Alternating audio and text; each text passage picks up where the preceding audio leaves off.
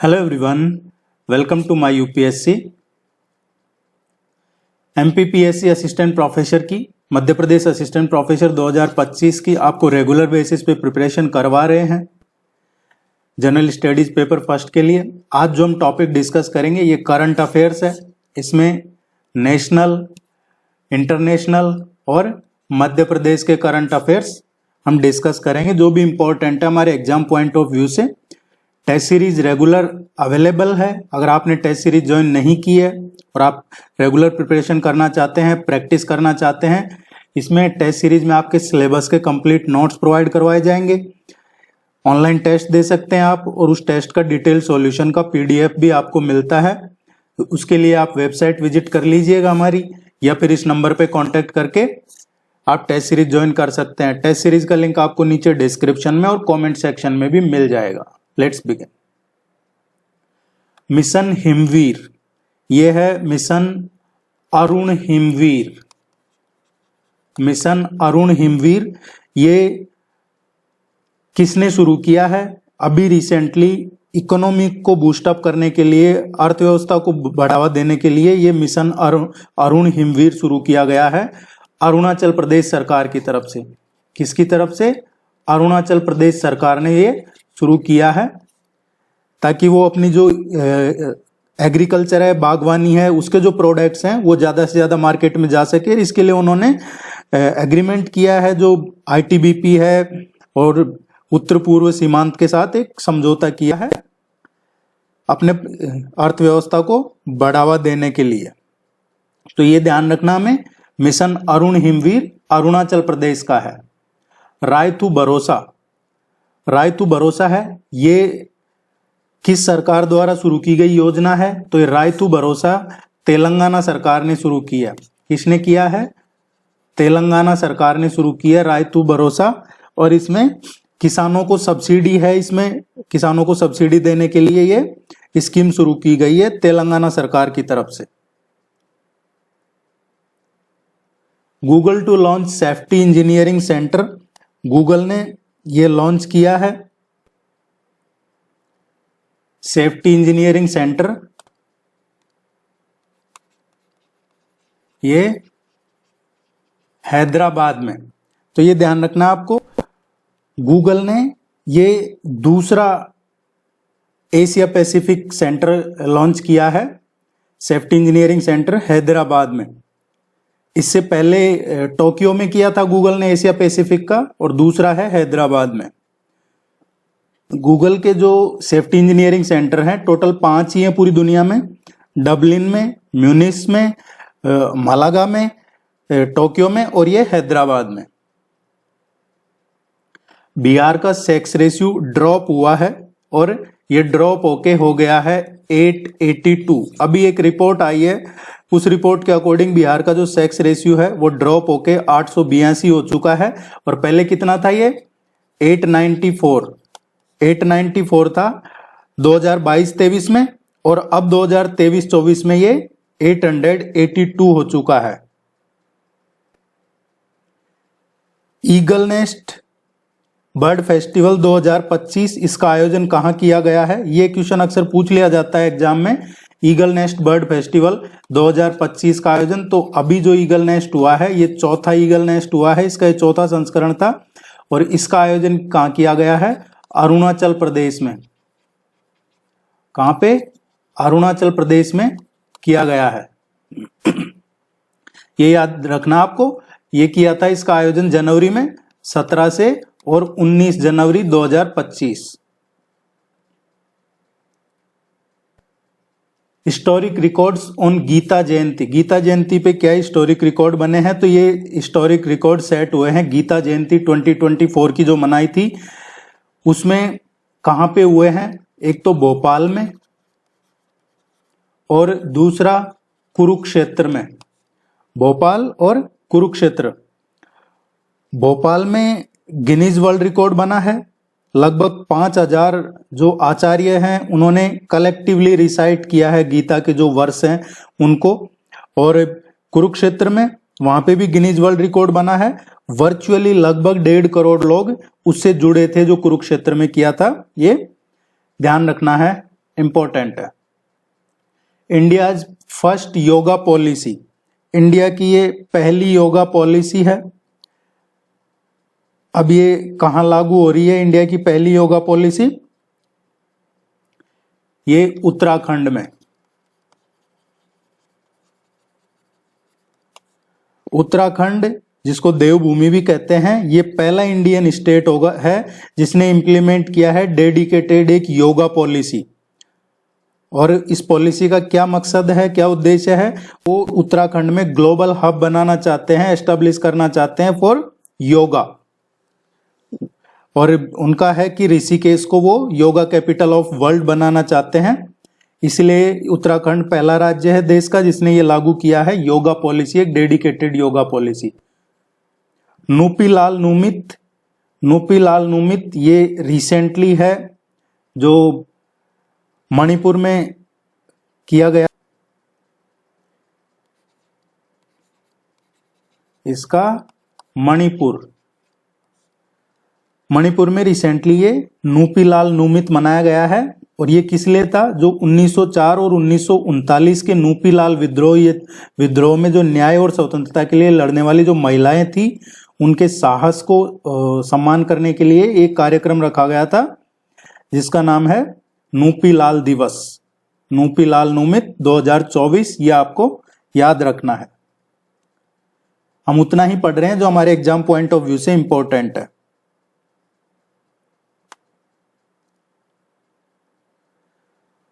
Uniform civil code, यहां से question आएगा कि कौन सा राज्य है जहां लागू हो चुका है, तो उत्तराखंड ही है।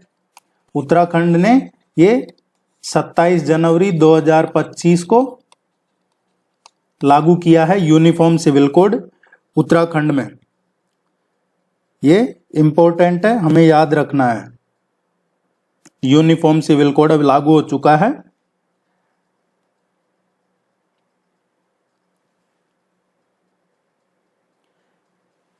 टेंथ इंटरनेशनल फॉरेस्ट फेस्टिवल, 10वां इंटरनेशनल फॉरेस्ट फेस्टिवल, ये इसका आयोजन कहाँ हुआ है? तो 10वां अंतर्राष्ट्रीय वन मेला, इसका आयोजन भोपाल में हुआ है। कहाँ पे हुआ है? भोपाल में हुआ है। और ये 17 दिसंबर 2024 को शुरू हुआ था और 23 दिसंबर 2024 तक चला है। और ये भोपाल में जो लाल परेड ग्राउंड है वहां पे इसका आयोजन किया गया था। याद रखना है आपको ये। India's first border solar village Masali है। ये भारत का पहला सीमावर्ती सौर गांव बन गया। सोलर विलेज ये कौन सा बन गया है? मसाली। अब ये कहाँ है मसाली? गुजरात में है। गुजरात का जो बनासकांठा जिला है वहां पे एक गांव है मसाली। और ये भारत का पहला सौर गांव बन गया है जो बॉर्डर पे है। पाकिस्तान का बॉर्डर है, वहां से लगभग 35-40 किलोमीटर दूर ही है ये। और यहाँ पे 100% सोलर हुआ है। ये नाम आपको ध्यान रखना है। मसाली है कहाँ? गुजरात में, बनासकांठा जिला है गुजरात में, वहां पे है ये। Go to global destination for 2025। Go to global destination for 2025 में अब कौन शामिल हो गया है? Madhya Pradesh go to global destination 2025 में शामिल हो गया। देखिए ये go to global destination for 2025 ये चलाया हुआ है एक जर्नल है, वॉल स्ट्रीट जर्नल। उसने जो भी पूरी दुनिया के जो ग्लोबल डेस्टिनेशन है उनका बताया है 2025 में कहाँ कहाँ जाना चाहिए। तो उनमें गो टू ग्लोबल डेस्टिनेशन में मध्य प्रदेश का बांधवगढ़, खजुराहो और पन्ना, ये 3 ध्यान रखना आपको। बांधवगढ़, खजुराहो और पन्ना, इन तीनों को go to global destination for 2025 में शामिल किया है। इस पे जो पर्यटन विभाग है मध्य प्रदेश का उसने खुशी भी जाहिर की है। किसका है ये? वॉल स्ट्रीट जर्नल का चला रहा है ये।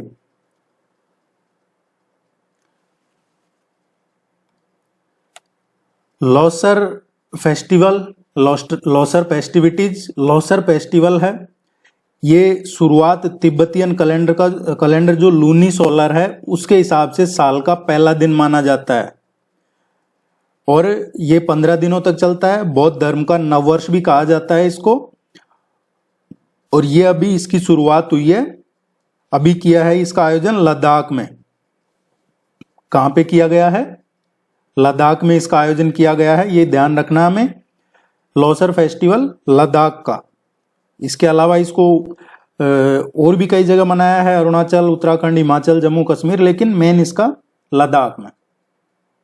देखिए, आपसे रिक्वेस्ट है, वीडियो को लाइक जरूर कीजिएगा, चैनल को सब्सक्राइब कर लीजिएगा ताकि आपको रेगुलर नोटिफिकेशन मिलता रहेगा।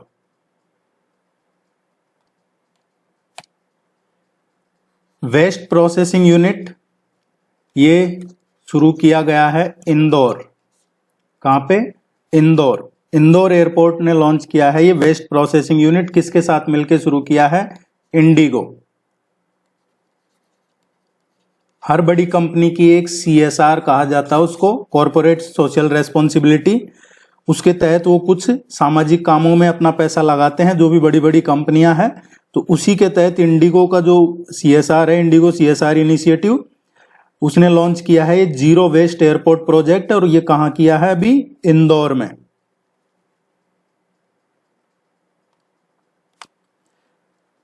कागेद नृत्य है, कागेद डांस फेस्टिवल, सिक्किम गंगटोक में अभी रिसेंटली इसका आयोजन किया गया है। कहां पे? सिक्किम में। सिक्किम का कागेद नृत्य महोत्सव, सिक्किम में इसका आयोजन किया गया है। और ये भी बौद्ध है, बौद्ध त्योहार है, बौद्ध इसको मानते हैं, उनकी आस्था है इसमें। India's vertical lift rail bridge, India's vertical lift rail bridge या न्यू पंबन ब्रिज, या तो आपसे पूछा जाएगा भारत का पहला वर्टिकल लिफ्ट रेलवे सी ब्रिज। इंडियाज फर्स्ट है ये, पहला वर्टिकल लिफ्ट रेलवे सी ब्रिज ये, या न्यू पंबन ब्रिज। तमिलनाडु में रामेश्वरम के बीच संपर्क बढ़ाने के लिए ये 100 साल से भी पुराना पंबन ब्रिज की जगह ले रहा है अब। और इसको अभी रिसेंटली इसका उद्घाटन किया गया है। तो आपको ये ध्यान रखना है, पहला वर्टिकल लिफ्ट रेल ब्रिज ये Tamil Nadu Rameswaram Pamban bridge. Top heritage tourism destination, UNESCO ने अभी रिसेंटली पश्चिम बंगाल को, किसको? पश्चिम बंगाल को जो धरोहर पर्यटन का सबसे बेहतरीन गंतव्य घोषित किया है।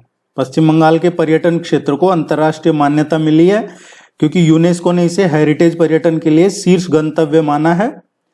तो ये ध्यान रखना है, टॉप हेरिटेज टूरिज्म डेस्टिनेशन किसको घोषित किया है अभी? यूनेस्को ने पश्चिम बंगाल को। टाइगर पॉपुलेशन पे अभी एक रिपोर्ट आई है, 2022 की है ये। कब का है ये? अभी आया है, जो 2022 का डेटा है जो अब आया है रिसेंटली। इसमें बताया गया है कि अब जो टाइगर पॉपुलेशन है वो डबल हो चुकी है। और ये कब का लिया है रेफरेंस इसमें? 2006 का। 2006 में टाइगर पॉपुलेशन 1411 थी और 2022 में बढ़ के ये कितनी हो गई? 3682। तो ये इसमें डबल हो चुकी है ये जस्ट 15 साल में ही। और इसमें हर साल पूछा जाए तो लगभग 6% की बढ़ोतरी हो रही है हर साल। भारत में पूरी दुनिया के लगभग 75% टाइगर भारत में ही पाए जाते हैं। Government ends windfall tax, Indian government ने अभी रिसेंटली अबॉलिश किया है विंडफॉल टैक्स। और ये विंडफॉल टैक्स किस पे लगता था? ये लगता था क्रूड ऑयल पे। ये जो क्रूड पेट्रोलियम ऑयल है उस पे लगता था। क्रूड पेट्रोलियम ऑयल है, पेट्रोल, डीजल या जो एविएशन टर्बाइन फ्यूल है उस पे लगा रखा था। अब इसको खत्म किया है गवर्नमेंट ने, अबॉलिश किया है। और ये लगाया क्यों था? लगाया इसलिए था कि जब उस रूस और यूक्रेन के बीच में काफी तनातनी वॉर चल रहा था, उस टाइम पे इम्पोज किया था 1 जुलाई 2022 को। ये 1 जुलाई 2022 को ये टैक्स लगाया था उन पेट्रोलियम कंपनीज पे जो मार्केट को, मतलब ऐसा नहीं हो कि वो कंपनी अपने हिसाब से ले रही है और फिर वो इक्वलाइजेशन नहीं रहे उसमें, इस हिसाब से ये लगाया गया था। प्राइसेज वगैरह स्टेबल रहे इसलिए डोमेस्टिक सप्लाई जो फंड वेलफेयर प्रोग्राम है उनकी, इसलिए ये टैक्स लगाया था 6% का। जो भी पेट्रोलियम कंपनी, जब इंडिया में कौन है सबसे बड़ी पेट्रोलियम कंपनी? रिलायंस इंडस्ट्रीज, जिसका लार्जेस्ट एक्सपोर्ट एक्सक्लूसिव ऑफिल, ये जो ऑयल रिफाइनरी है कहाँ है? गुजरात में, जामनगर में। इसके साथ में कौन सी है? एक और है, रोजनेफ्ट बैक्ड न्यारा एनर्जी है। न्यारा और रिलायंस, ये दो ही है बड़ी जो एक्सपोर्ट ज्यादा करती है। इंडिया डिक्लेयर्स स्नेक बाइट ये नोटिफाइबल डिजीज। इंडिया ने ये डिक्लेयर किया है, अभी इसको नोटिफाइबल डिजीज डिक्लेयर किया है। जो भारत जो वैश्विक सर्पदंश से होने वाली मौतें हैं उनमें से 50% के लिए जिम्मेदार माना गया है, और राष्ट्रीय स्तर पे इसको एक अब अधिसूचित रोग घोषित किया है। और ये WHO की पहल है, और WHO की पहल के बाद ही गवर्नमेंट ने इसको नोटिफाइबल डिजीज एक अधिसूचित रोग घोषित किया है। और इसमें जो मौतें होती हैं, डेथ होती है, उनको कम करना है आधा, और वो टारगेट रखा है 2030 का। अन्न चक्र एंड स्कैन पोर्टल, ये अन्न चक्र सार्वजनिक वितरण प्रणाली आपूर्ति श्रृंखला और अनुकूलन उपकरण और स्कैन पोर्टल का अभी रिसेंटली जो केंद्रीय उपभोक्ता मामले, खाद्य और जो सार्वजनिक वितरण, नवीन एवं नवीनीकरण ऊर्जा मंत्री हैं प्रहलाद जोशी, उन्होंने ये इस पोर्टल का शुभारंभ किया है। तो ये पोर्टल का संबंध किससे है? उपभोक्ता, खाद्य, सार्वजनिक वितरण, इन मामलों से का जो मंत्रालय है उससे है। उन्होंने ये अन्न चक्र और स्कैन पोर्टल लॉन्च किया है, ताकि इसके थ्रू जो पब्लिक डिस्ट्रीब्यूशन सिस्टम है या जो सब्सिडी वगैरह मिलती है उसमें और ट्रांसपेरेंसी लाई जा सके। और ये विश्व खाद्य कार्यक्रम और जो foundation of for innovation and technology transfer है, इन दोनों के कोलेबरेशन से हो रखा है। एक तो वर्ल्ड फूड प्रोग्राम और दूसरा foundation for innovation and technology transfer. और इसमें इनकी मदद कौन कर रहा है? IIT दिल्ली।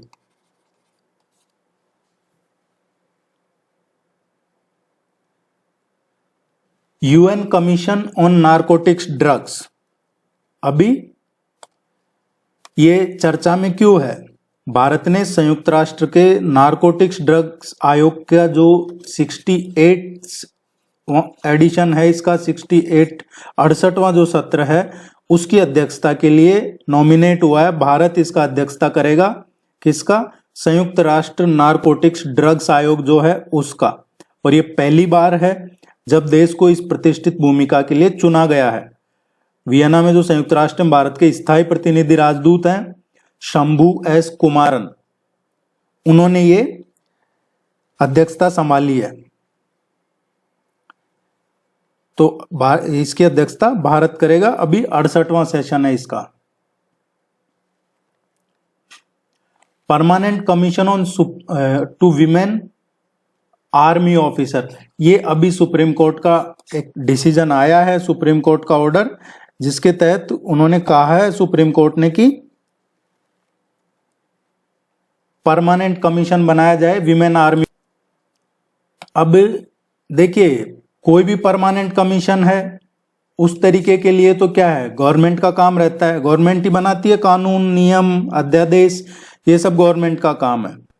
लेकिन अभी एक चर्चा चल रही है, और वो चर्चा चल रही है, वैसे तो कई लोगों ने शुरू किया, लेकिन मेन जो कॉन्स्टिट्यूशन पोस्ट पे बैठे हैं वाइस प्रेसिडेंट ऑफ इंडिया उपराष्ट्रपति जगदीप धनखड़ जी, उन्होंने जिक्र किया था अभी रिसेंटली आर्टिकल 142 का, कि ये एक न्यूक्लियर हो चुका है सुप्रीम कोर्ट के लिए, क्योंकि किसी मामले में है जो राष्ट्रपति को आदेश देने का जिक्र चर्चा में चल रहा था कि अब सुप्रीम कोर्ट राष्ट्रपति को भी आदेश दे सकता है, जबकि सुप्रीम कोर्ट के जो जज हैं उनका अपॉइंटमेंट खुद प्रेसिडेंट करते हैं, तो वो प्रेसिडेंट को आदेश कैसे दे सकता है। लेकिन आर्टिकल 142 है जो सुप्रीम कोर्ट को कुछ पावर देता है। अब वो उसमें ऐसा तो है नहीं कि राष्ट्रपति को आदेश दे सकता है, क्या है, लेकिन ये चर्चा में है। अब इसी से ही यहां से इस तरीके का क्वेश्चन पूछा जा सकता है हमसे। आर्टिकल 142 के तहत ये पावर है सुप्रीम कोर्ट को कि वो परमानेंट कमीशन का इसने ग्रांट किया है सुप्रीम कोर्ट ने। इस केस में भी आर्टिकल 142 का ही हवाला दिया है कि हम इस हमारी पावर का यूज कर रहे हैं, आर्टिकल 142 के तहत, कि एक परमानेंट कमीशन होना चाहिए विमेन आर्मी ऑफिसर्स के लिए अलग अलग सर्विसेज में। जज के घर नोट मिले हैं, उसमें कोई कमीशन की इंक्वायरी आई नहीं अभी।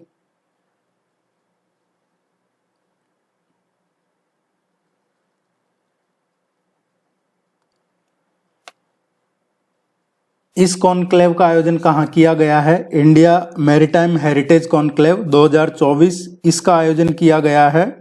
इसको देखिए ऑर्गेनाइज किया था जो ministry of ports, shipping and waterways है, उसने ये कार्यक्रम ऑर्गेनाइज किया था और इसका आयोजन नई दिल्ली में किया गया है। कहाँ पे? इसका आयोजन न्यू दिल्ली में किया गया था। इस तरीके की चीजें एग्जाम पॉइंट ऑफ व्यू से पूछ ली जाती है कई बार।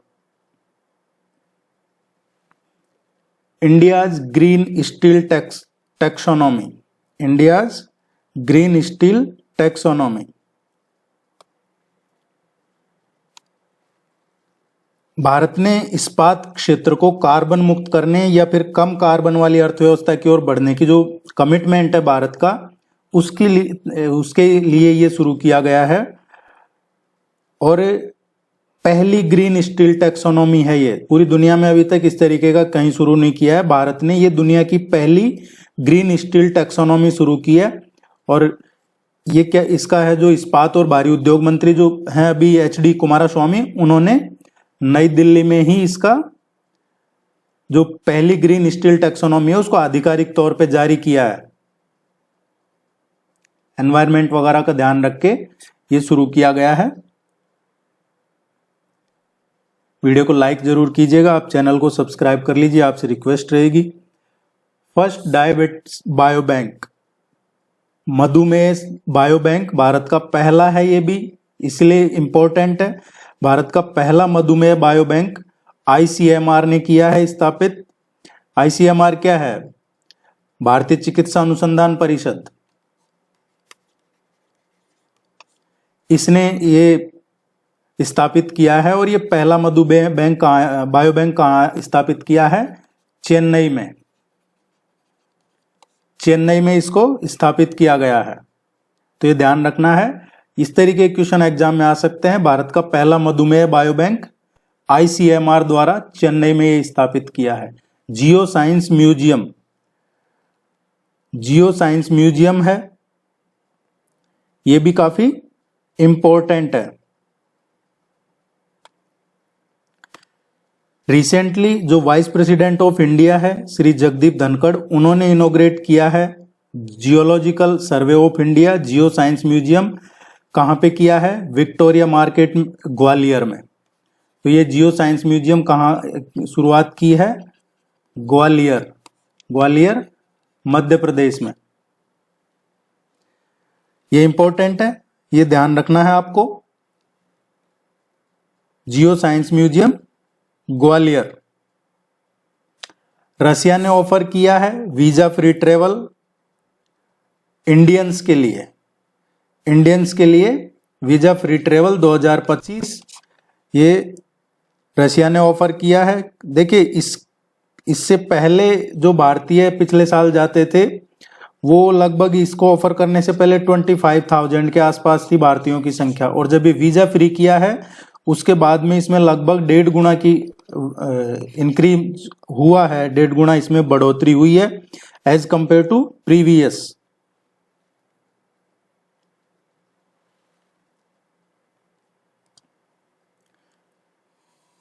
ये अपग्रेड किया है अभी इनकॉइस ने शरत प्रणाली को, और ये INCOIS क्या है?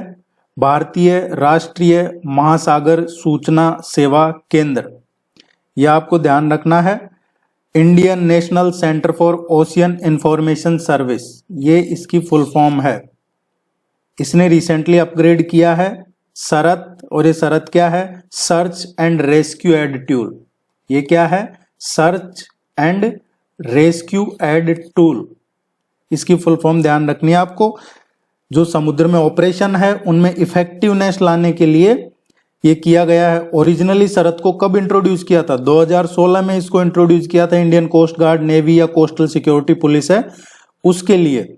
अब इसका अपग्रेड वर्जन किया है शरत 2, जिसमें एडवांस फीचर है और ये सर्च और रेस्क्यू एड टूल है। समुद्र में जो रेस्क्यू ऑपरेशन है उनसे संबंधित है।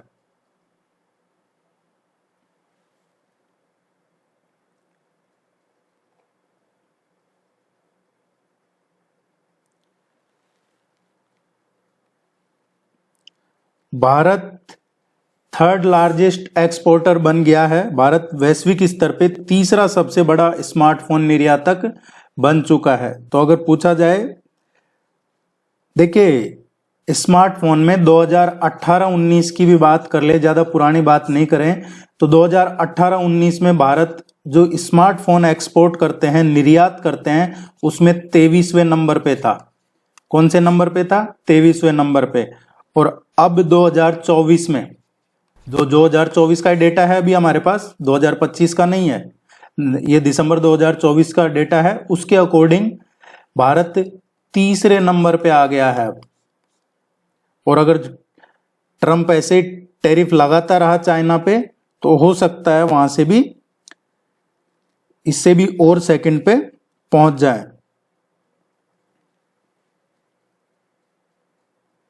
किसान कवच,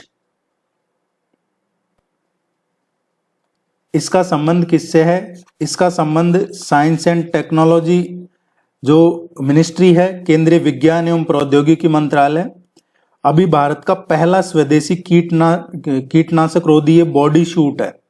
क्या है? बॉडी सूट है, स्वदेशी है, कीटनाशक रोधी है और इसको किसान कवच नाम दिया है। इसको तैयार किसने किया है? इसको सेपियो हेल्थ प्राइवेट लिमिटेड है बेंगलोर में, उसने तैयार किया है। तो ये आपको ध्यान रखना है। किसान कवच ये स्वदेशी कीटनाशक रोधी बॉडी सूट है, किसानों के लिए ये तैयार किया गया है। एग्रीकल्चर में जो चीजें हैं उनमें, इससे क्या है, सांस वास की बीमारी है, कोई दृष्टि हानि या कोई कीटनाशक की वजह से कोई इन्फेक्शन इस तरीके का नहीं हो, इसलिए ये लाया गया है।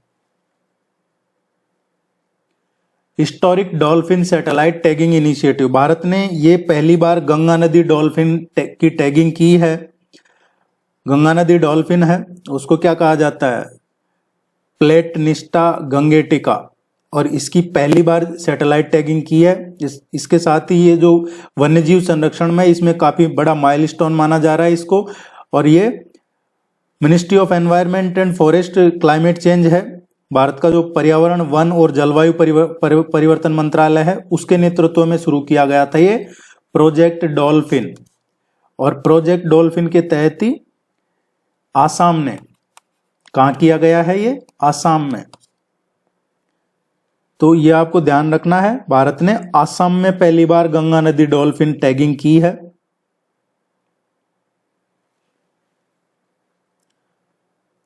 Bhutan confers royal honour on Indian educationist, ये भूटान ने अभी रिसेंटली एक भारतीय शिक्षाविद है, इनको राजकीय सम्मान दिया है। भारत, भूटान और ओमान में जो शिक्षा के क्षेत्र में योगदान है उनके लिए जाना जाता है इनको, और इनका नाम है अरुण कपूर। अरुण कपूर है इनका नाम। इनको भारत में, भूटान में और ओमान में जो एजुकेशन है उसके एजुकेशन फील्ड में कंट्रीब्यूशन के लिए इनको जाना जाता है। और वहां भी रिसेंटली भूटान में इनको सम्मान दिया गया है, राजकीय सम्मान।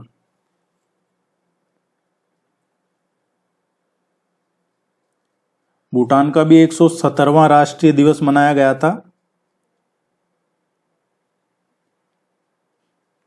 उसमें दिया गया है ये।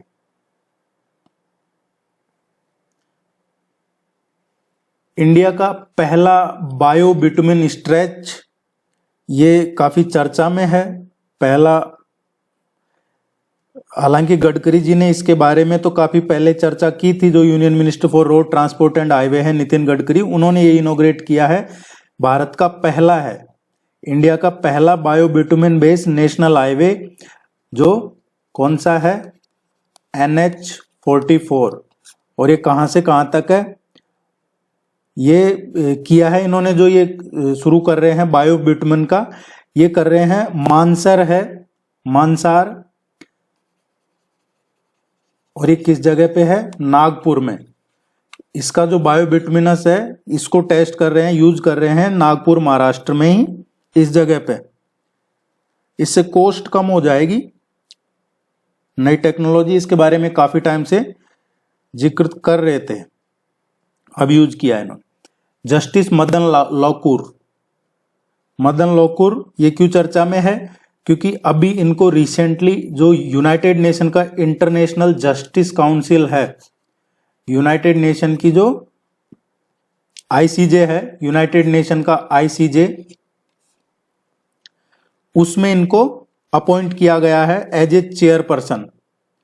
और ये कौन है, फॉर्मर जज हैं सुप्रीम कोर्ट ऑफ इंडिया के, जस्टिस मदन बी लोकुर, और इनको अपॉइंट किया है as a chairperson of United Nations International Justice council.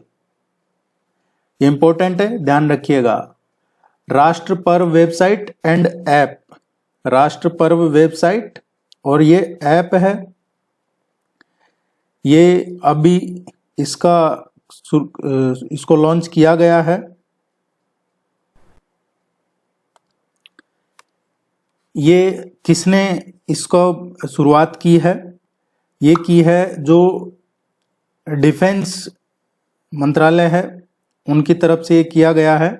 किस लिए किया गया है, जो फॉर्मर प्राइम मिनिस्टर हैं अटल बिहारी वाजपेयी, उनकी जयंती पे ये इनिशिएट लॉन्च किया गया है राष्ट्र पर्व। ये तो वेबसाइट है और ये इसी की एप्लीकेशन लॉन्च की गई है 25 दिसंबर 2024 को, अटल जी की जयंती पे, जिसको हम गुड गवर्नेंस डे भी मनाते हैं।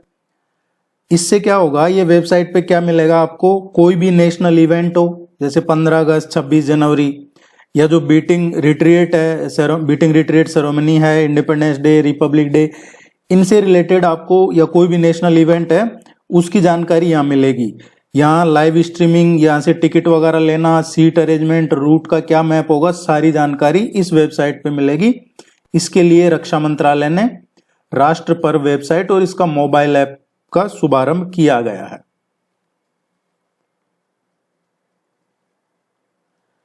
गिफ्ट सिटी गुजरात, ये क्यों चर्चा में है, gift city Gujarat current affairs में। गिफ्ट सिटी क्या है, गिफ्ट है, गिफ्ट का मतलब है Gujarat international fintech city. Gift की फुल फॉर्म क्या है, Gujarat international fintech city, finance tech city है। और अब इसमें यह चर्चा में इसलिए है क्योंकि पहले तो यहां पे अपना कैंपस बना रहा था ऑस्ट्रेलिया। ऑस्ट्रेलिया ने कहा कि हम यहाँ कैंपस बनाएंगे गिफ्ट सिटी में। अब ऑस्ट्रेलिया के बाद में जो दूसरा देश है वो है यूनाइटेड किंगडम। वो भी अपनी जो क्वींस यूनिवर्सिटी है बेलफास्ट और जो कोवेंट्री यूनिवर्सिटी है उसने भी एप्लीकेशन लगाई है यहाँ पे, वो भी अपना एक इंटरनेशनल कैंपस चाहते हैं गुजरात में गिफ्ट सिटी में। तो ये ऑस्ट्रेलिया ने ट्रेंड शुरू किया था, अब इसके बाद में ब्रिटेन भी चाहता है यहाँ पे। ये नाम जरूर ध्यान रखिएगा इसका, ये क्वेश्चन आएगा एग्जाम में, जहां तक है आना चाहिए। इस तरीके के क्वेश्चन पूछे जाते हैं अक्सर एग्जाम में।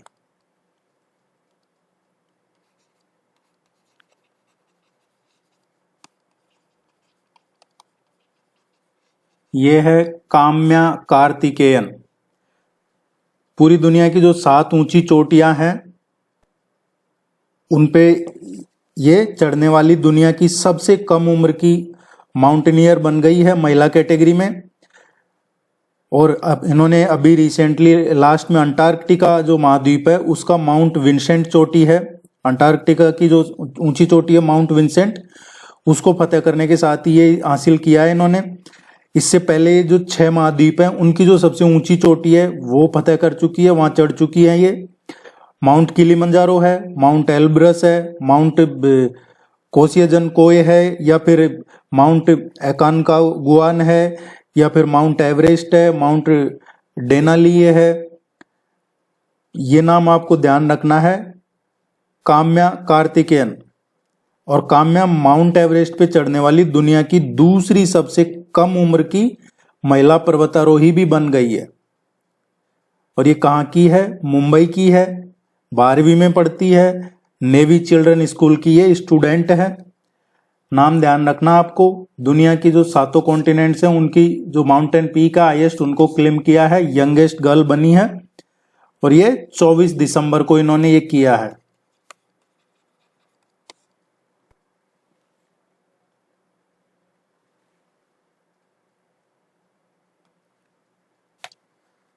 UNCCD COP16। अब हमसे पूछा जाएगा कि United Nations convention on combat desertification, इसका आयोजन कहाँ हुआ है? तो इसका आयोजन हुआ है रियाद में। कहाँ पे हुआ है? रियाद में इसका आयोजन हुआ है। और रियाद कहाँ पे है? सऊदी अरब में आता है। रियाद सऊदी अरब में है। तो आपको ये ध्यान रखना है, ये पहली बार हुआ है वेस्ट एशिया में इसका सेशन। और इंडिया की तरफ से भी इसमें डेलीगेशन गया था। भूपेंद्र यादव जो यूनियन मिनिस्टर हैं वो गए थे, हरियाणा के जो चीफ मिनिस्टर हैं नायब सिंह सैनी वो गए थे इसमें। हमें सिर्फ ये ध्यान रखना है, इसमें टोटल 197 कंट्रीज के इंडिया ने भी ज्वाइन किया। अभी ये इसका COP16 मतलब इसका 16वां कॉन्फ्रेंस ऑफ पार्टीज। और ये किसका है? United Nations convention of combat desertification, मरुस्थलीकरण से, रियाद सऊदी अरब में।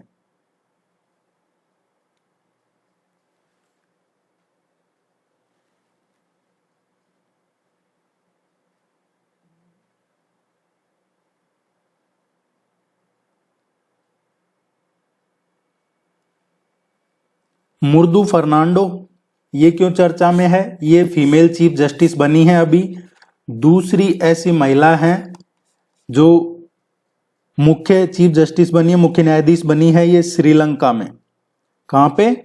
श्रीलंका में ये दूसरी महिला है जो मुख्य न्यायाधीश बनी है वहां पे। ये नाम ध्यान रखना है, मुर्दू फर्नांडो।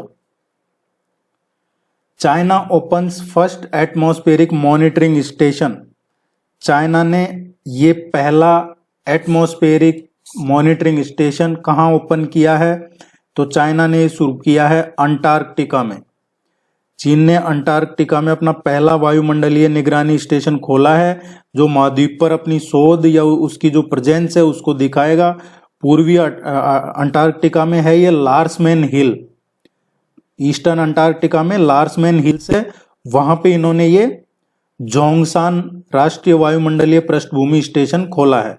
इसका नाम क्या रखा है? जोंगसांग, जोंगसान, ये ध्यान रखना। और चीन ने कहां ओपन किया है? अंटार्कटिका में। वीडियो को लाइक कीजिएगा, चैनल को सब्सक्राइब कीजिएगा, ये आपसे रिक्वेस्ट है।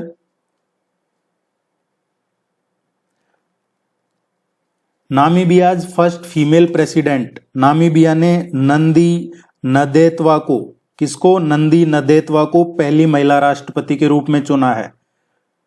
नंदी नदेतवा ये पहली महिला राष्ट्रपति बनी है नामीबिया की। गांधी रिमेम्बरेंस डे ये इसका किया है अभी शुरुआत, और ये नेब्रास्का ने किया है सिएटल में। नेब्रास्का के जो गवर्नर हैं ये सिएटल में पड़ता है, जहां पे भारतीय दूतावास भी है। सिएटल में भारतीय वाणिज्य दूतावास है। वहां पे ये 6 दिसंबर 2024 को नेब्रास्का स्टेट कैपिटल में महात्मा गांधी की एक प्रतिमा का यहाँ आवरण किया है। और 6 दिसंबर को महात्मा गांधी के स्मरण दिवस के रूप में यहाँ पे मनाया जाएगा। नेब्रास्का का जो गवर्नर था जिम पिलेन, उसने इसको अहिंसा, सहिष्णुता और न्याय के सिद्धांतों का सम्मान करने के लिए विशेष दिन की घोषणा की है। और ये कार्यक्रम का आयोजन किया गया था सिएटल।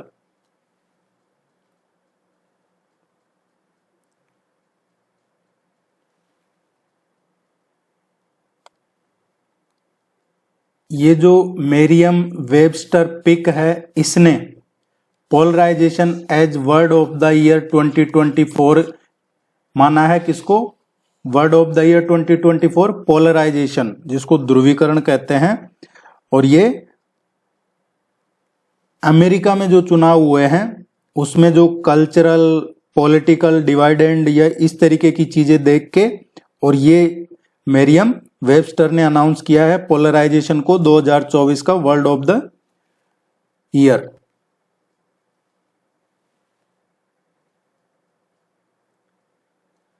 टाइम पर्सन में डोनाल्ड ट्रंप को फिर से चुना गया है।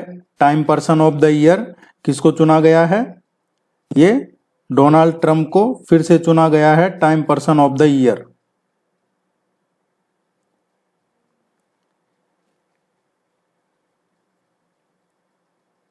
स्विट्जरलैंड ने सस्पेंड किया है मोस्ट फेवर्ड नेशन स्टेटस, और ये सस्पेंड करने का डिसीजन कब लिया? जब सुप्रीम कोर्ट ने एक डिसीजन दिया था जिसमें उसने इंटरप्रेट किया, जो पहले मोस्ट फेवर्ड नेशन था वो उसकी जो डेफिनेशन थी सुप्रीम कोर्ट ने उसको अल्टर किया, उसमें उसका इंटरप्रिटेशन अलग दिया सुप्रीम कोर्ट ने। 2023 का एक केस था, उसकी सुनवाई करते हुए कि मोस्ट फेवर्ड नेशन का क्या है कि इंटरप्रिटेशन। और जब इंडियन सुप्रीम कोर्ट ने ये किया उसके बाद में एक्चुअली क्या है, जो दिल्ली हाई कोर्ट का ऑर्डर था ना उसको सुप्रीम कोर्ट ने बदल दिया। मोस्ट फेवर्ड नेशन का जो क्लाउज था दिल्ली हाई कोर्ट का, और वो फेवर कर रहा था नेस्ले को, और नेस्ले है स्विट्जरलैंड का।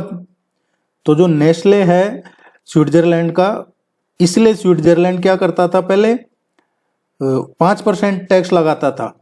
जो मोस्ट फेवर्ड नेशन का स्टेटस जैसे इंडिया को दे रखा था तो इंडिया के साथ 5% ही टैक्स था। अब जैसे ही इसने दिल्ली हाईकोर्ट ने जो डिसीजन दिया मोस्ट फेवर्ड नेस्ले को, उसके बाद में सुप्रीम कोर्ट ने इसके इंटरप्रिटेशन बदल दिया। तो उससे क्या हुआ, अब इंडिया पे 10% टैक्स लगा दिया इसने स्विट्जरलैंड ने, और ये मोस्ट फेवर्ड नेशन का दर्जा भी हटा दिया है, और ये लागू हुआ है 1 जनवरी 2025 से। इसमें WTO वगैरह का भी कई चीजें हैं। साइक्लोन चिडो, ये साइक्लोन चिडो है, इसने मोजाम्बिक का जो काबो डेलगाडो प्रोविंस है उसमें काफी तबाही मचाई है। मोजाम्बिक चैनल को पार करने के बाद जो ये साइक्लोन चिडो है इसने काफी तेज गति पकड़ ली थी, और जो मोजाम्बिक का उत्तरी क्षेत्र है, उत्तरी मोजाम्बिक, उसको बहुत इफेक्ट किया। इसमें लगभग 200 plus per hour kilometre per hour की स्पीड से यहाँ पे तेज हवाएं चली है, काफी भारी बारिश हुई है, और उसके बाद यहाँ लैंडफॉल हुआ है, और फिर ये उत्तरी मेडागास्कर से गुजरा है और फिर कमजोर हो गया। तो ये फ्रांसीसी क्षेत्र है मायोट, उसमें साइक्लोन चिडो ने काफी तबाही मचाई है। तो आपको ध्यान रखना है, एक तो मायोट में फ्रांसीसी क्षेत्र मायोट, और दूसरा मोजाम्बिक का काबो डेलगाडो।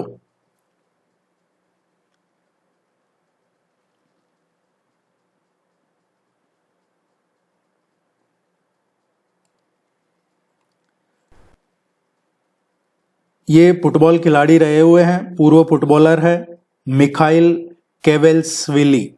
मिखाइल केवेल्सविली ये जॉर्जिया का नया राष्ट्रपति बने हैं ये। तो अब यहाँ पे काफी बदलाव देखने को मिलेंगे जॉर्जिया में, क्योंकि यहाँ पे लगभग 300 सीटें के साथ में चुनाव होता है। तो अब जो यूरोपियन यूनियन की जो इच्छाएं हैं वो अब जॉर्जिया उनका सपोर्ट नहीं करेगा, ऐसा लगता है इसके बनने से, क्योंकि ये यूरोपियन यूनियन जो चला रहा है उससे मैच नहीं करता इसकी पार्टी का एजेंडा। ये नाम ध्यान रखना हमें। तो सिर्फ जॉर्जिया का नया राष्ट्रपति ये फुटबॉलर है मिखाइल केवेल्सविली। इटली ने अर्जेंटीना का राष्ट्रपति है माइली, इसको नागरिकता दी है। इटली ने हाल ही में जो राष्ट्रपति जेवियर माइली है इसको नागरिकता दी है, और इसने किस बेस पे नागरिकता दी है कि ये इटालियन डायनेस्टी से आता है, इस बेस पे इटली ने दी है। क्योंकि देखिए इटली और अर्जेंटीना के चल रहा था इश्यू, और अर्जेंटीना में अब इसकी काफी क्रिटिसाइज किया जा रहा है जब से इसको नागरिकता दी है, क्योंकि इसमें अर्जेंटीना में इसके खिलाफ काफी रोष था।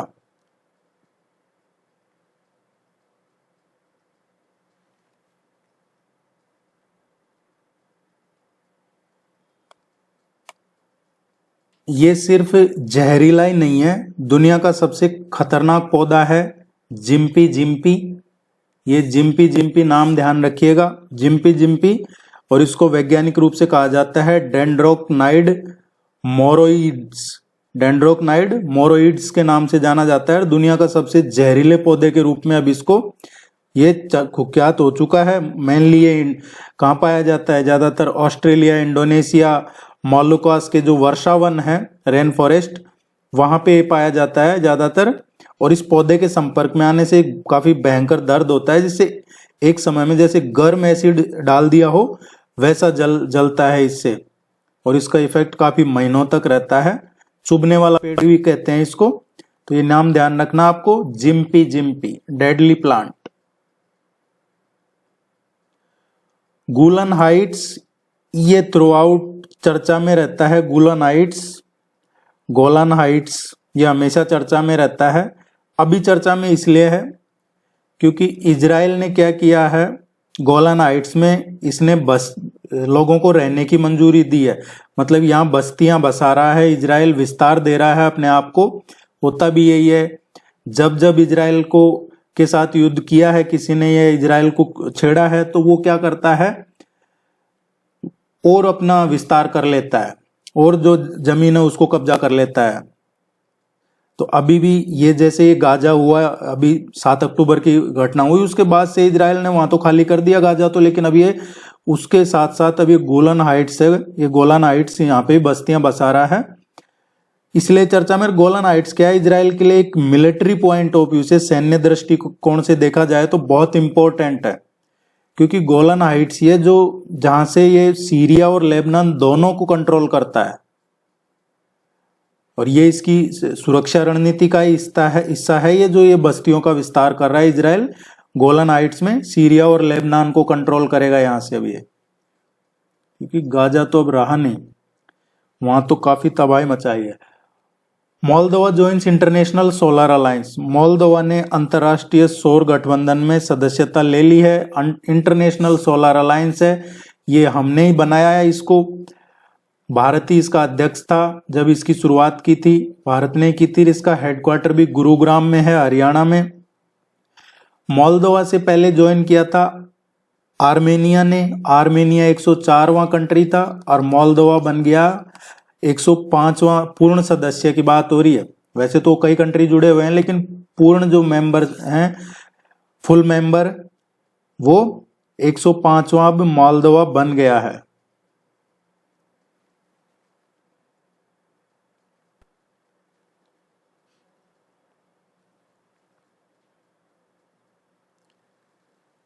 युग युगीन भारत राष्ट्रीय संग्रहालय, युग युगीन भारत नेशनल म्यूजियम, जो संस्कृति मंत्रालय है उसने फ्रांस म्यूजियम डेवलपमेंट के साथ मिलके और एक युग युगीन भारत राष्ट्रीय संग्रहालय को बनाने की ये परियोजना शुरू की है।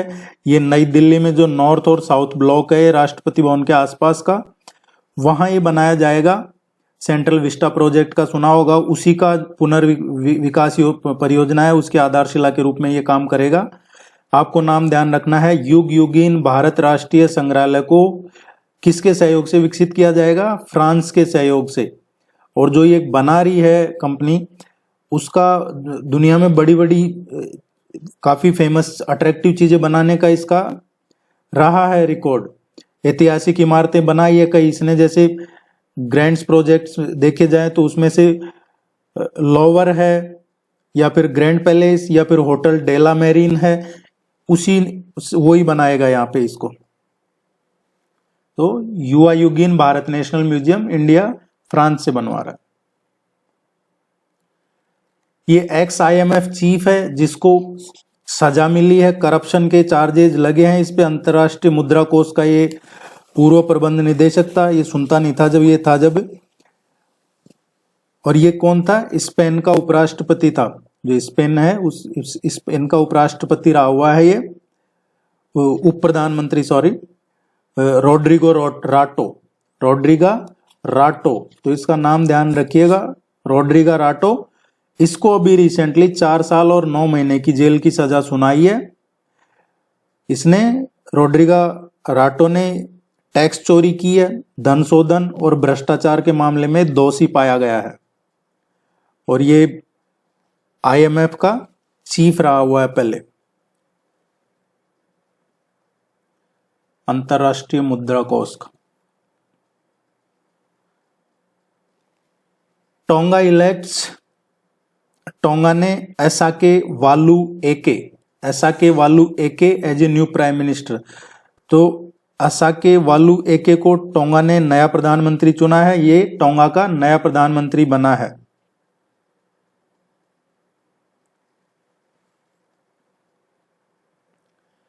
चाइना ने अप्रूव किया है एक $137 बिलियन का मेगा डैम। कहां पे बना रहा है? ब्रह्मपुत्र रिवर पे बना रहा है। ब्रह्मपुत्र नदी है, इसको यारलुंग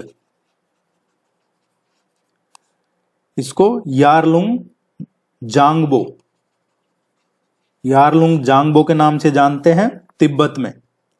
भारतीय सीमा के नजदीक ही तिब्बत में यारलुंग जांगबो नदी, जिसको ब्रह्मपुत्र का तिब्बती नाम है, ये दुनिया का सबसे बड़ा बांध बना रहा है चाइना यहाँ पे।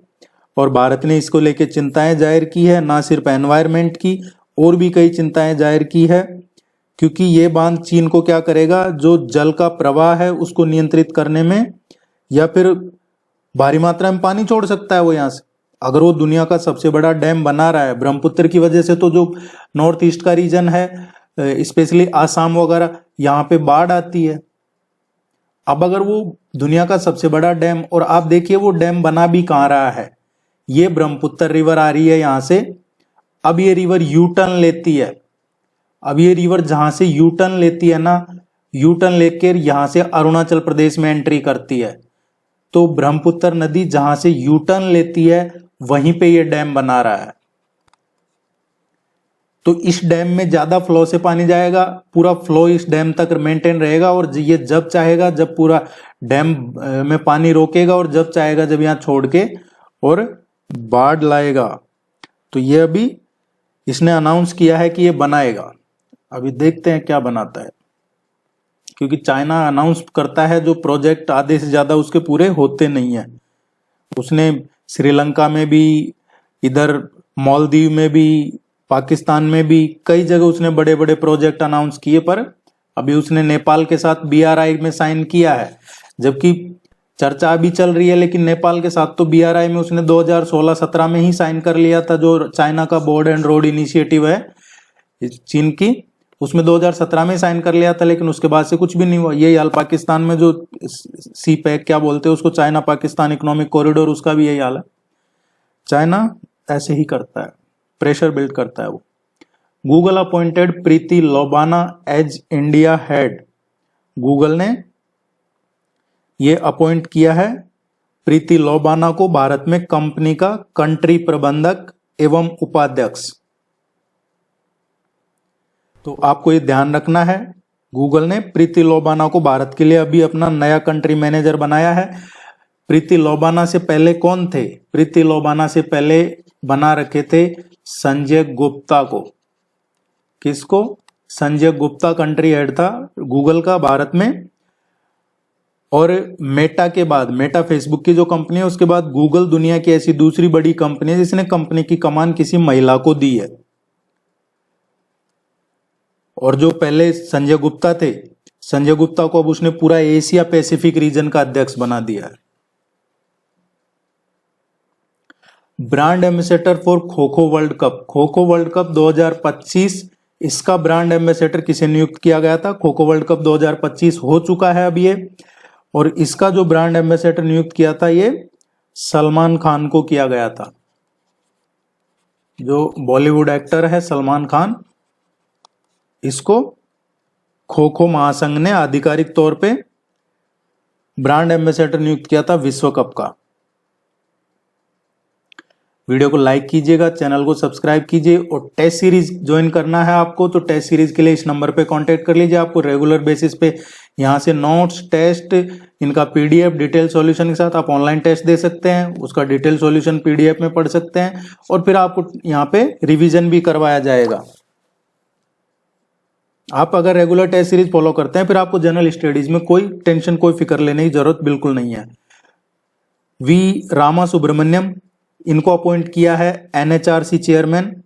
राष्ट्रीय मानवाधिकार आयोग के नए अध्यक्ष बन गए हैं। ये पद खाली चल रहा था जून 2024 से।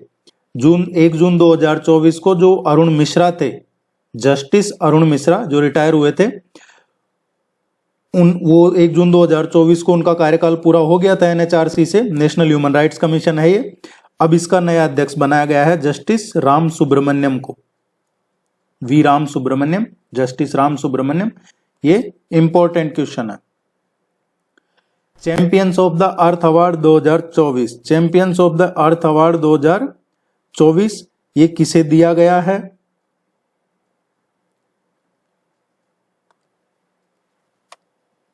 चैंपियंस ऑफ अर्थ अवार्ड है, ये देता कौन है?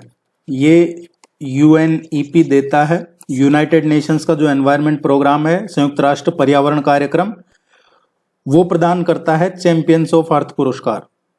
और अभी रिसेंटली 6 लोगों को और संगठनों को इसमें दिया गया है। तो ये आपको ध्यान रखना है। इसमें टोटल, इसकी स्थापना 2005 में हुई थी। चर्चा में क्यों है 2024 में का जो चैंपियंस ऑफ अर्थ अवार्ड है? ये चर्चा में इसीलिए है क्योंकि एक भारतीय को भी मिला है ये, और वो भारतीय हैं माधव गाडगिल, जो तैयारी कर रहे हैं रेगुलर बेसिस पे। उनको पता होगा एक कमेटी बनाई गई थी वेस्टर्न घाट्स का जो संरक्षण है, पश्चिमी घाट का, उसको लेके एक कमेटी बनाई थी और उस कमेटी के अध्यक्ष थे माधव गाडगिल, माधव गाडगिल कमेटी। तो ये वही माधव गाडगिल हैं। इनको भी इसमें जो 122 लोगों को दिया गया है टोटल, उसमें ये भी शामिल है, इसलिए आपको करवाया है।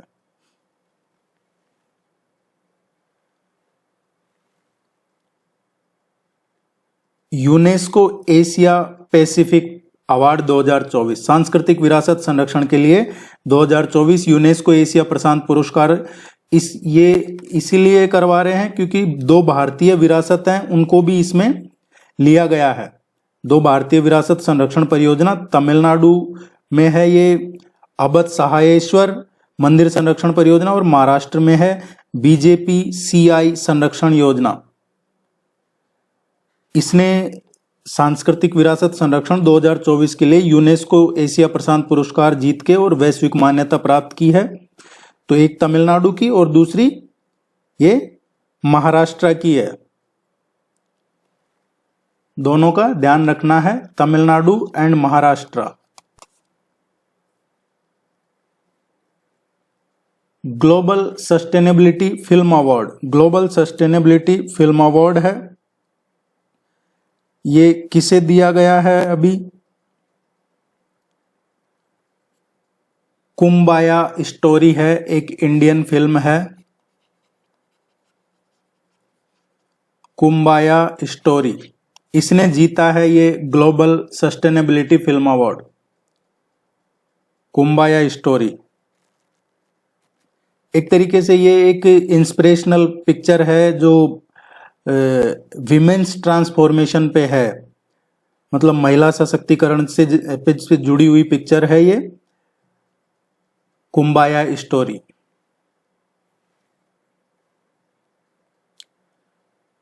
Prestigious sword of honour award, prestigious sword of honour award ये किसे कौन देता है? देखिए, ये अवार्ड जो स्वॉर्ड ऑफ ऑनर अवार्ड है ये देता है ब्रिटिश सेफ्टी काउंसिल। जो ब्रिटिश सेफ्टी काउंसिल है वो देता है स्वॉर्ड ऑफ ऑनर अवार्ड, और ये दिया गया है इसके लिए, ये अवार्ड इस बार का किसे किसे किसे दिया है? राम मंदिर को, Ram Mandir Ayodhya won the British Safety Council Sword of honour award. Sahitya Akademi award 2024,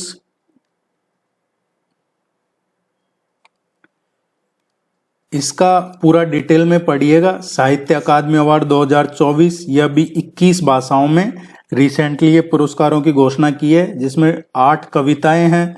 इसके अलावा 8 कविता पुस्तकें हैं, इसमें 3 उपन्यास हैं, 2 जो लघु कथा कहते हैं वो हैं, 3 इसमें ऐसे हैं, निबंध, 3 साहित्य की कृति है, 1 नाटक है, 1 शोध का है। उन्होंने ये जीता है।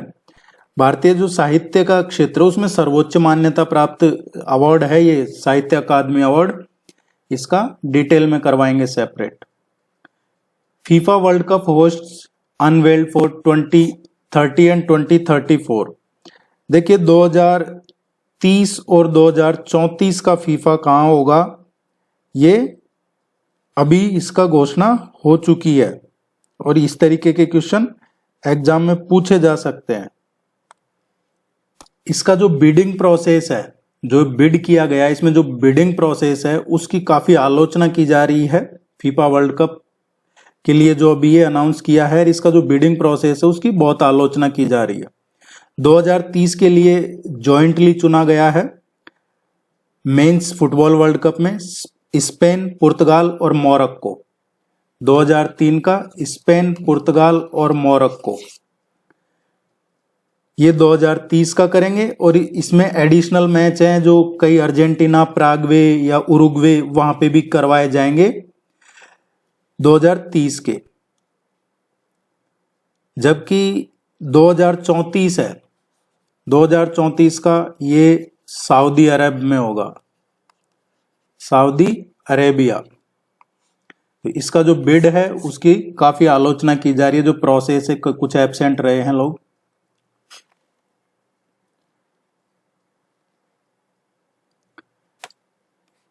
थर्टी नेशनल गेम, 38वें जो नेशनल गेम है उनका आयोजन कहाँ किया गया? ये महाराणा प्रताप स्पोर्ट्स कॉलेज है देहरादून। कहाँ पे? ये देहरादून में किया गया, देहरादून उत्तराखंड में। तो आपको ध्यान रखना है 38वें नेशनल गेम्स कहाँ आयोजन किए गए? उत्तराखंड, देहरादून उत्तराखंड में। और 39वें कहाँ आयोजन किए जाएंगे? 39वें जो नेशनल गेम है ये मेघालय में इनका आयोजन किया जाएगा, मेघालय में। तो 38वें उत्तराखंड और 39वें नेशनल गेम्स मेघालय में इनका आयोजन किया जाएगा। अब पढ़ते हैं हम मध्य प्रदेश का। मध्य प्रदेश का पढ़ते हैं। टेस्ट सीरीज के लिए इस नंबर पे कांटेक्ट कर लीजिएगा या वेबसाइट विजिट कर लीजिएगा। वीडियो को लाइक कर लीजिए, चैनल को सब्सक्राइब कर लीजिए, आपसे रिक्वेस्ट है। देखिए ये टाइगर्स फाउंड डेड इन एमपीज टाइगर रिजर्व, ये क्वेश्चन नहीं पूछा जाएगा कौन से टाइगर रिजर्व में अभी बाघिन मृत पाई गई है। ये सिर्फ बेस है क्वेश्चन पूछने का कि किस तरीके से एग्जाम में क्वेश्चन पूछे जाते हैं। अभी रिसेंटली एक बाघिन काफी चर्चा में रही, वो उसकी डेथ हुई है ये टाइगर रिजर्व में, और उसके पंजे काटने का भी पता चला है जांच में। तो ऐसा लगा कि ये अवैध शिकार किया गया है। ये चर्चा में है पेंच टाइगर रिजर्व। कौन सा? पेंच टाइगर रिजर्व। अब हमसे पूछा जाएगा पेंच टाइगर रिजर्व कहाँ पे है, तो जो ये मामला चर्चा में है, पेंच टाइगर रिजर्व है सिवनी और छिंदवाड़ा में। सिवनी और छिंदवाड़ा जिले में है। सतपुड़ा पहाड़ियों का जो दक्षिणी छोर है वहां पे ये अभ्यारण्य। मध्य प्रदेश और महाराष्ट्र दोनों का गौरव माना जाता है पेंच टाइगर रिजर्व को। महाराष्ट्र में भी नागपुर जिले तक फैला हुआ है। इसको पेंच टाइगर रिजर्व को राष्ट्रीय उद्यान घोषित किया गया था 1975 में, 1975 में, और इसको टाइगर रिजर्व का दर्जा मिला पेंच टाइगर रिजर्व को 1992 में। और जो सतपुड़ा रेंज है उसके दक्षिणी छोर पे है। तो आपको क्या ध्यान रखना है? पेंच टाइगर रिजर्व, सिवनी और छिंदवाड़ा।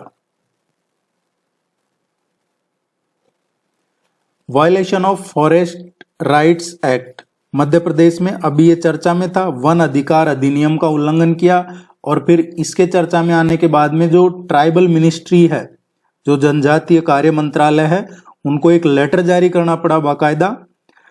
यहाँ जो लोकल ग्रामीण हैं उन्होंने आरोप लगाया कि जो टाइगर रिजर्व नोटिफाई हुआ है उसके बाद से उनकी जो जमीन है उस पे कब्जा किया जा रहा है। लगभग आसपास के 50 गांवों ने कहा कि हमारी जो जमीन है उसको जबरदस्ती कब्जा किया जा रहा है। अब इसमें एक अधिनियम बना हुआ है 2006 का, 2006 का अधिनियम क्या कहता है कि जो जंगलों में वनों में रहते हैं अनुसूचित जनजाति या पारंपरिक जनजाति, उनका वन भूमि पे अधिकार है। भले ही वो उनके अधिकार है जो आधिकारिक तौर पे नहीं लिखे गए हों, लेकिन वो पीढ़ियों से वनों में रह रहे हैं और उनको मान्यता है कब्जा करने की। अगर सीधे भाषा में समझा जाए तो ये वन अधिकार अधिनियम 2006 में है। इसके बाद में वन्य जीव संरक्षण अधिनियम आया था 1972 का। इससे पहले और बाद में ही इसमें ये किया गया था 2006 का वन अधिकार। तो इसी का हवाला देकर उन्होंने कहा कि भाई हमें यहाँ से जबरन हटाया जा रहा है, हमारी बलपूर्वक हमारा स्थानांतरण किया जा रहा है या हमारी जमीन छीनी जा रही है। ये कहाँ का मामला था? ये मामला था जो वीरांगना दुर्गावती टाइगर रिजर्व है। कौन सा? वीरांगना दुर्गावती टाइगर रिजर्व, यहां का मामला था। अब हमें देखना है कि ये वीरांगना दुर्गावती टाइगर रिजर्व कहां पे है। ये हमसे पूछा जा सकता है एग्जाम में, इसी तरीके से क्वेश्चन बनते हैं। यूनियन कार्बाइड वेस्ट है, ये क्यों चर्चा में है? रिसेंटली जो इसको लेके अभी विवाद चर्चा में आया, जब खतरनाक सामग्री को जलाने के लिए मध्य प्रदेश का जो पीथमपुर शहर है, पीथमपुर से इसको, वहां पीथमपुर में तारापुर विलेज है, एक तारापुर गांव, वहां ले जाया जा रहा था और वहां के जो लोकल थे गांव वाले, उन्होंने इसका बहुत विरोध किया, उसके बाद रोका गया। तो ये इसलिए चर्चा में है। भोपाल में है ये UCIL, union carbide India limited, और इसका रहा है जो 2 और 3 दिसंबर 1984 की रात को भोपाल में यूनियन कार्बाइड इंडिया के कीटनाशक संयंत्र था, इसी में घटना हुई थी, भोपाल गैस त्रासदी, जिसमें काफी लोगों की जान गई थी। तो ये चर्चा में है। तो इसको कहां ले जाया जा रहा था? इसको पीथमपुरा, पीथमपुर में है तारापुरा।